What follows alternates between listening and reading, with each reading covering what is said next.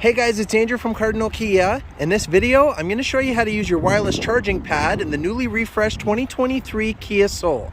I have in front of me here an EX in Lunar Orange. Let's get started. Okay, so to start us off, the wireless charging pad is down here in front of the shifter underneath the climate control. What we're going to do is head into the instrument panel here. We're going to use these buttons on the right side of the steering wheel to navigate through. We're going to head over to the user settings.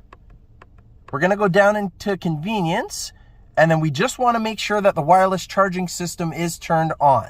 So right now it is checkmarked on. So we're going to take our device. Now, if you've got a case on your phone that has like a pop socket or a finger ring or any card holders or anything, it may block the wireless charging. So it just might be your case that's doing it, but you also have to have a compatible phone for wireless charging. So you go ahead and place your device on the charging pad.